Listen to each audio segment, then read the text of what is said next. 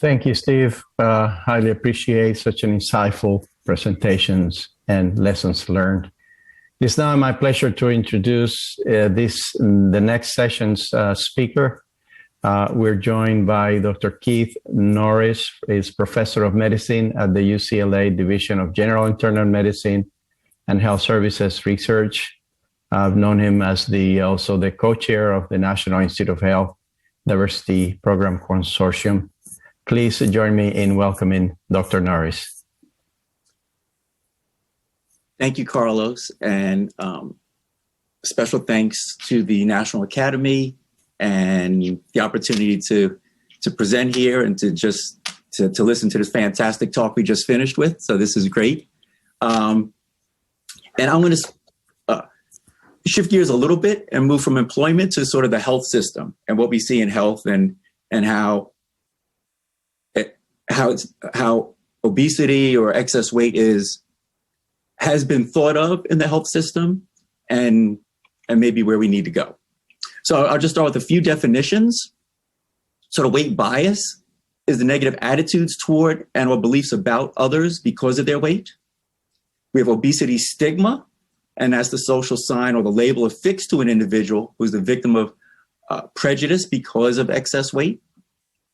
And then we have weight-based discrimination, which is the enactment of actions on weight bias and stigma. And we just heard about how this discrimination plays out in the labor market. And so this is an extremely important point. And as was also mentioned, it cuts across all disciplines and all sectors. So I'll start out with a patient perspective on the obesity narratives. And we heard that narrative. That common narrative is, it's simple: eat less and move more. And this patient says, it makes it sound really simple, doesn't it? But the message says to me that the public health professionals believe I did this to myself. So they don't need to help me by finding evidence-based treatments. And for me, the journey has not been simple. It's been very difficult. Every day is difficult. So I think we really have to be mindful of the challenges that our patients have, that many of us may have, our family members, our community members may have, as we think about this issue. So I hope to touch on these 4 areas in the next 2.5 hours. No, in the next 12, 13 minutes. What types of stigma and bias do patients, I just wanted to hear Carlos would say, what types of stigma and bias do patients with excess weight experience in healthcare? What does the healthcare enterprise, or how does the healthcare enterprise set up this bias or perpetuate it? How does this influence care-seeking behavior and treatment? But finally, and most importantly, how can we do better? So this is some results of a study from over 100 postgraduate professional, health professional-related students on a survey looking at perceived acceptability of weight bias in the medical setting. And we see that the question, my peers tend to have negative attitudes toward patients who are obese. Half of them reported that. Importantly, in red, if a person becomes obese, it's really their own fault. So it's acceptable to make jokes. 1%, and slightly differently asked, 3%. So very, very low percent of individuals said it's appropriate to make jokes. Having said that, 40 to 65% said that they've witnessed or heard professors and instructors, healthcare providers, student residents, or others talk about making jokes around patients who are obese. So although they say it's unacceptable and inappropriate, they are also recognizing and reporting that it is pervasive in the healthcare setting. And further, when asked about attitudes toward patients with obesity, nearly a third said they feel frustrated and they feel that patients with obesity can be difficult to deal with. 95% said it's important to treat patients with obesity with compassion and respect. And that's really important. And that's a good sign that 95% said that. But then what happens? So 13% dislike treating patients who are obese. 21% see no difference between patients who are obese, and between patients with obesity and patients with normal weight. No difference, only 21%. To feel that they're non-compliant, and we heard about non-compliance earlier, within the healthcare sector, from this study, a third. Lack motivation, a third. Treating patients with obesity is professionally rewarding, about a quarter.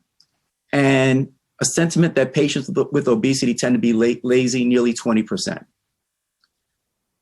What's really striking is 57% said they felt professionally prepared to effectively treat their patients with obesity. Yet 80% said they were confident they provide quality care to patients. So we have this disconnect with a lot of people being able to say they provide quality care, yet at the same time say they do not feel prepared to effectively treat patients with obesity. And so we see this, and this is not uncommon in medicine where we see disconnects like this a lot of times. So to sort of summarize, when we think about these weight biases in healthcare, medical student views, predominantly poor self-control, less likely to be adherent to recommendations, assigning these personal attributes of sloppy, awkward, unsuccessful, unpleasant, and then physician views. And this is a summary of 620 primary care physicians, and it's been replicated in about 3 or 4 other studies with 600 to 800 providers. General sentiments that patients with obesity are non-compliant, lazy, lacking in self-control, weak-willed, unsuccessful. And these views inform how the healthcare system will interface with many patients regarding weight. And I think it's important, when we think about these biases and we think about physicians,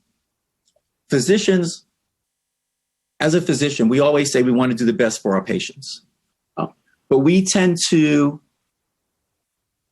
discount the fact that we could potentially have implicit biases. And we see a high level of anti-Black implicit bias among physicians. There's also a very strong anti-fat bias among physicians and researchers as well. And this plays out in ambivalence about treatment roles. What's been found is there's less time spent with patients, less discussion with patients, more ascribing of negative symptoms. But critically, or even more critically, or as critically, reduce preventative health services and exams. That's crucial.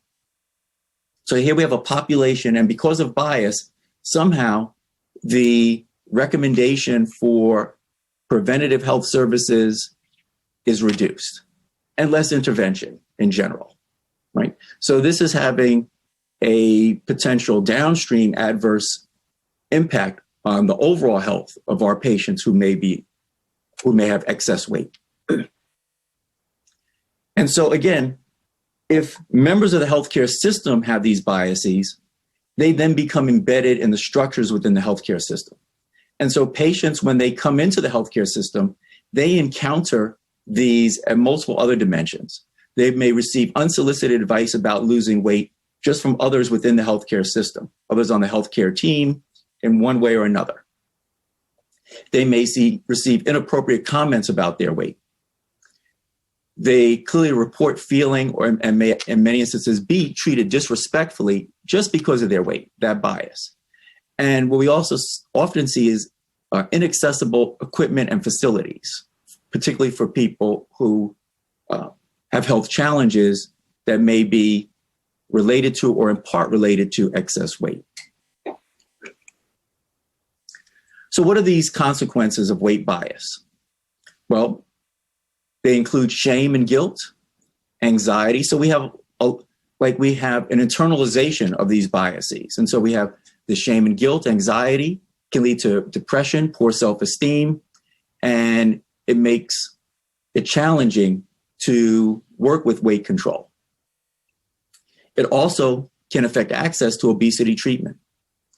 But more than that, as we heard, it can have an impact on employment opportunities, wage gap, and other related sectors such as educational attainment, quality of health care, and more. And these lead to inequities in care for patients related to structural bias around weight. So how does this actually play out? When you see weight-based discrimination, when individuals experience weight-based discrimination and maybe the intersectionality of other discrimination, it leads to an amplification of psychosocial stress. And these psychosocial stresses lead to poor cognitive processing. And what we see here is a depiction of, sort of cartoon depiction of a neuronal network in the brain, what's called the global workspace. And when there is increase in psychosocial stress, there's a reallocation of the neuronal activity within the brain that leads to poor cognitive processing. Okay. So what does that mean actually for our patient? So our patient on the right, who's juggling many balls, they have all of the things that are going on in life that all of us have. And now in addition to that, because of structural biases, they may have internalized fear, shame, guilt, poor self-esteem, anxiety and depression. They have mistrust and stress of the health system because of how they've been treated in the health system. They may have additional biases because of the intersectionality. We heard that in the employment sector, being female and having excess weight greatly amplifies the biases and discrimination there. And so we can see that amplification can provide additional stress to an individual. And by adversely impacting the global workspace, these psychosocial stresses lead to an inability to remember recommendations that are made at the provider setting, and they lead to an inability to implement tasks. So tasks that seem simple, such as eat less, walk more, it becomes more difficult to implement these tasks. And so we get the suboptimal clinical outcomes. And so we need to ask, which balls are our patients going to drop in the setting of all these additional stresses that they have? And what I think it's important for us as health professionals to think about is, when we think about bias and how it works, we think of the patient and we're thinking, what did you do to yourself? And that's the wrong question. As we just heard, it's really, what did we as a society do to you? When we think of this, the social determinants of health and the structural biases that get infused into these and then downstream impact our patient, it is, what did we as society do to them? What did we do to that patient? What are we doing to individuals who may be struggling with excess weight? So where do we go from here? First, I think it's important that we have to counter bias and counter discrimination. And particularly, some of these biases are explicit, but many of them are implicit. And so we're not really aware of them. The first thing we have to do is recognize it's possible it could be us. Even though we feel in our hearts that we're not biased, we all are, right? We just don't know how it plays out. It's different for different people. But if we first recognize that we could be biased, that's a step in the right direction. The most important thing in a clinical setting is to focus on treating the patients, as well as everybody else in a clinical setting, as an individual, not as a category. So how biases work, particularly these structural biases, is we give a label to a group of individuals. We create an array of personal attributes that we align with that label. And when we see an individual, we tend to move and bring all those personal attribute biases to that individual, right? And so we want to treat the individual as an individual, not a category. And then if we practice empathy, caring, and respect for that patient that we're seeing in front of us, that will help to mitigate the bias substantially. At institutional level, we have the opportunity, at a minimum, and the obligation, I think, really, to examine and revise the policies and the practices in our health systems in order to mitigate the structural biases that may be in place.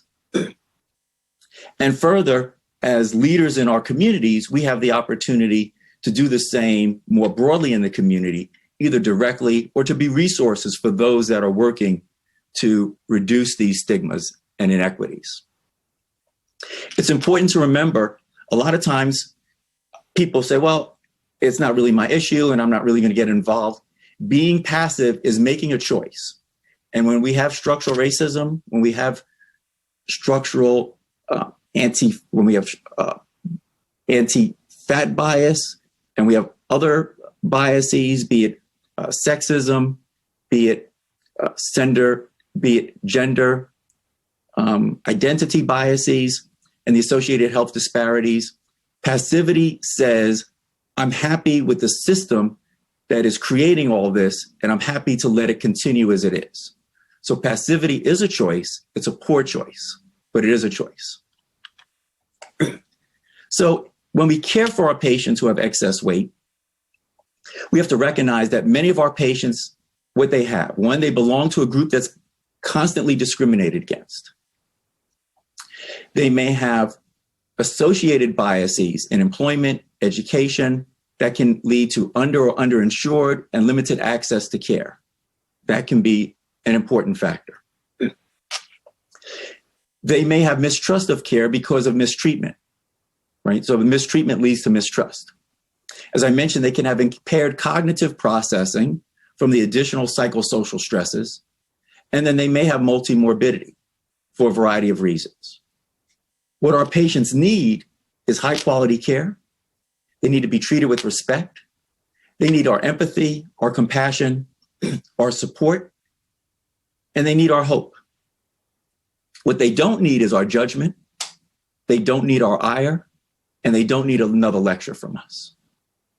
So when we think about what we can do, I think most importantly, we want to make sure that we are engaging with our patients with the respect and empathy that all of our patients deserve. And if we do that, I think we start to build more trust. Hopefully we'll start and hopefully we'll improve some of the cycle stress that they have and the strain on their cognitive processing. So I want to thank the Academy for the opportunity to speak. We also want to tell our patients frequently to treat them like family and then do it, right? And hopefully you're treating your family well. But if we tell our patients we want to treat them like our family, that statement sort of obligates us to have to do that. So I'll end with this one quote. Before you speak, think. Is it necessary? Is it true? Is it kind? Will it hurt anyone? And most importantly, will it improve on the silence? So thank you very much, Carlos, for the opportunity to be here and looking forward to discussion.